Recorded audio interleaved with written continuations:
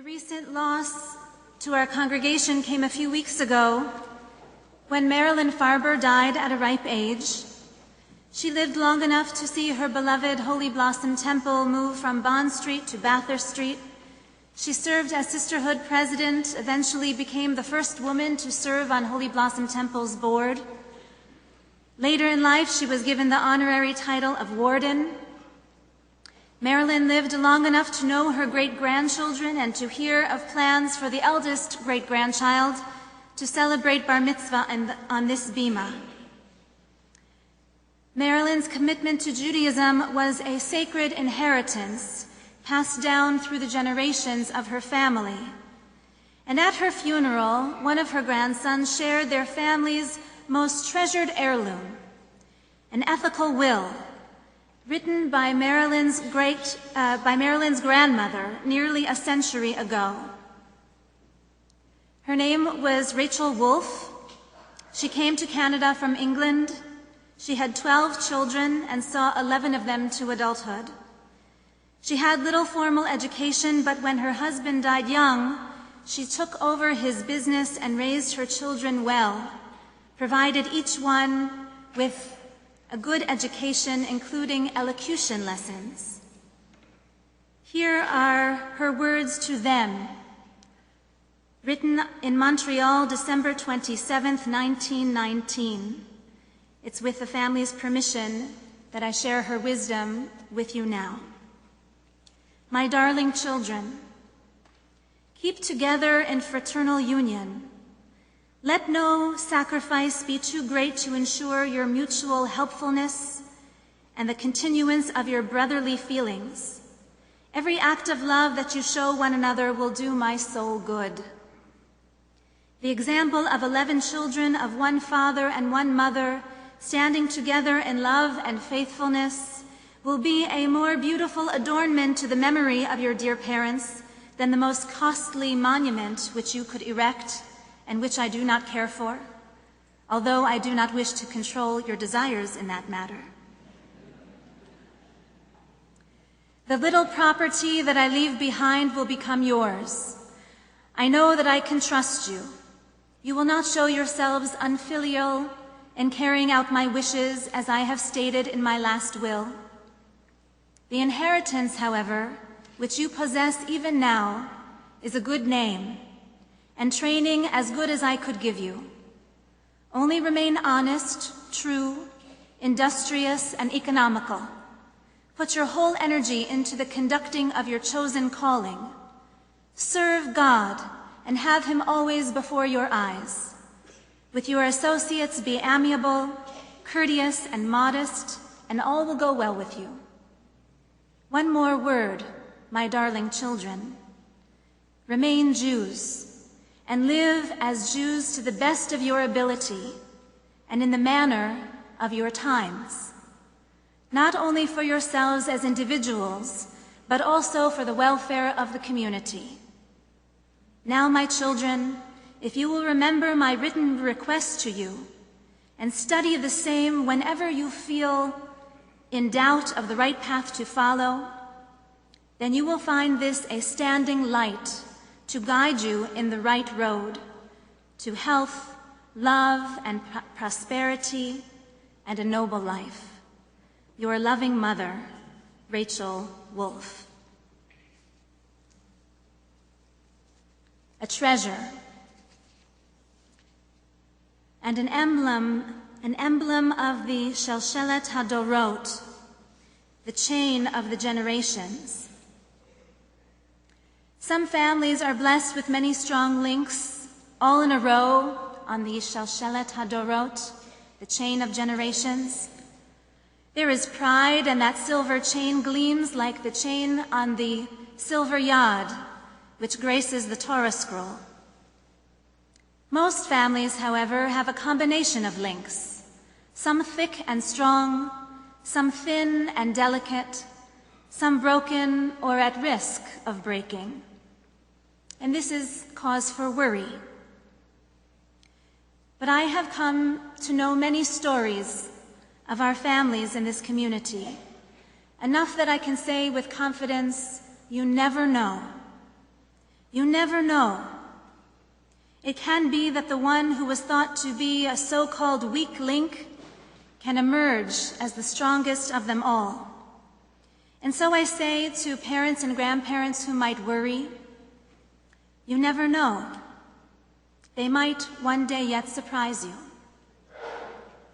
The Shalshelet HaDorot, the chain of generations, can be a great mystery. It weaves itself through the centuries and through the lands in surprising and unpredictable ways. So many influences there are, so many factors there are. Personality, DNA, mazel, tzoros. On Yom Kippur especially, we feel ourselves a part of this Shalshelet HaDorot, one of the oldest and longest human chains on earth. On this day especially, we feel the weight of that chain, the weight of the ancestors who came before us, carrying on their good name, carrying on their expectations, can be a heavy responsibility. On this day, too, we feel that the ancestors sometimes are the ones to carry us. They can also be the inspiration that lifts and buoys us when life seems hard.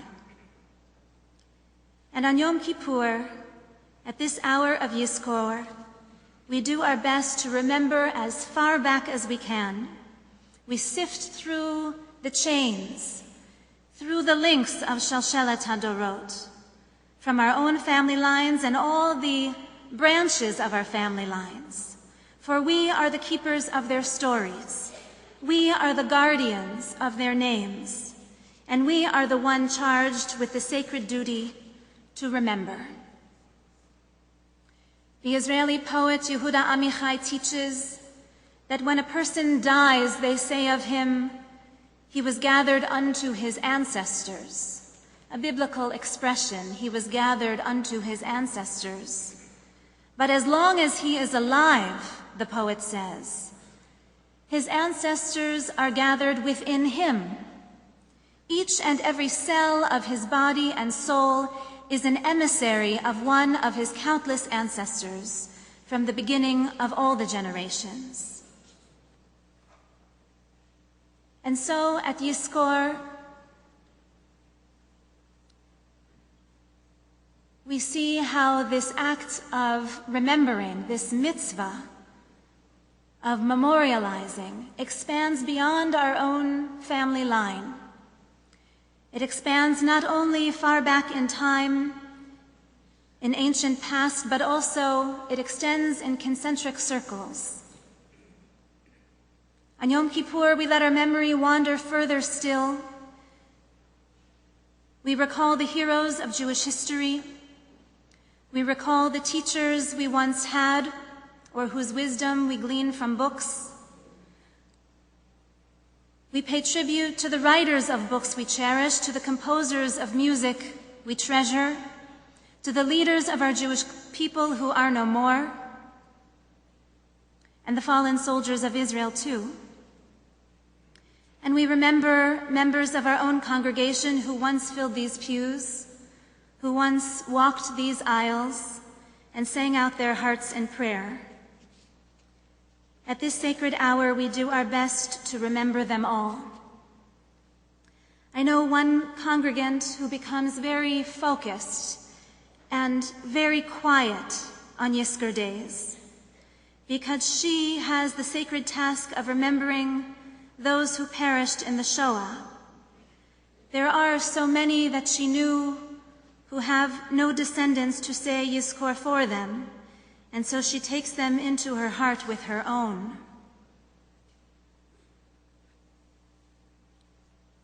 There is a story told about making kiddush over a cup of tears.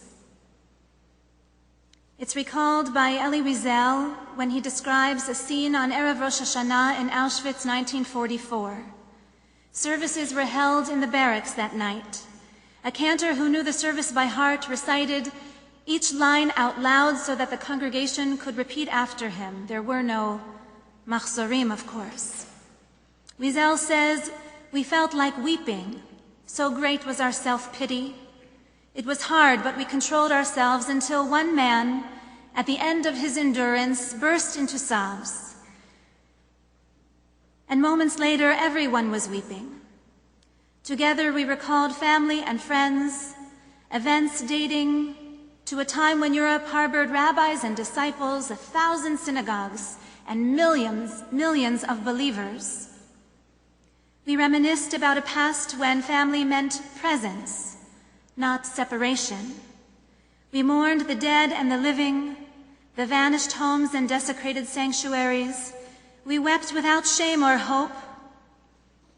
And it seemed to us that we would go on weeping until the end of all exiles, until the last breath of the last survivor.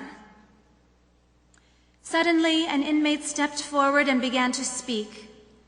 "Brothers," he said, "listen to me now.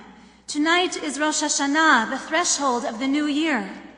And even though we are starved, and even though we are in mourning, and even though we are on the verge of insanity, let us continue our customs and our traditions of long ago. In those days after services, remember how we went up to our parents, our children and friends, and we wished them a good year? We don't know where they are now, or rather we do know, which is worse.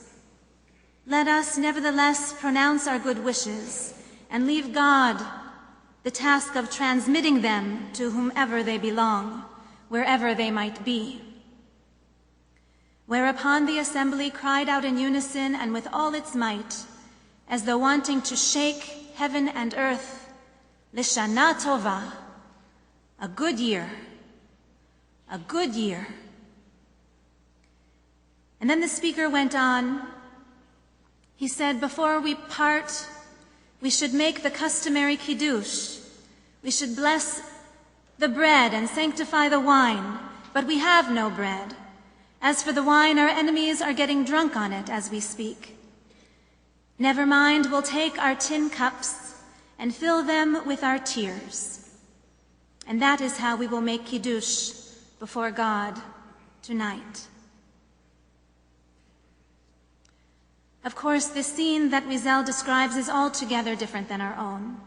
Thank God we are free to pray in a full voice. There is no hiding here. We have enough prayer books for everyone, and although by this hour we do feel the first rumblings of hunger, we are nowhere near starved. But there is one parallel to this hour of Yizkor.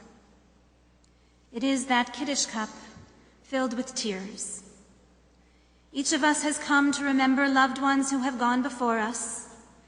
We miss them every day, but especially when the holy days come around. When a new year begins, we wonder, how could it be so many years by now? It feels like just yesterday. Or perhaps just the opposite is true. When the new year begins, we may wonder, how could it only be a year or two without them? It feels like forever. Time plays tricks on us when we mourn. For this moment of Yizkor, we fill a Kiddush cup with our tears. We take our grief and we sanctify it.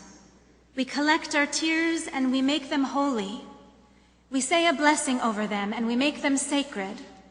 We weep into the cup of our own hands and we raise them high like an offering of both gratitude and sorrow all at once.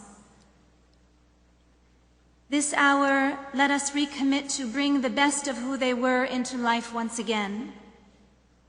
In the year now begun, let us speak their names and carry on their good works so that their influence will still live beyond the grave. What is the bracha for a Kiddush cup filled with tears? It is Yizkor. These prayers of sacred memorial are words of praise for loved ones who live so well. These prayers of Yizkor are words of praise also for the God of life and death.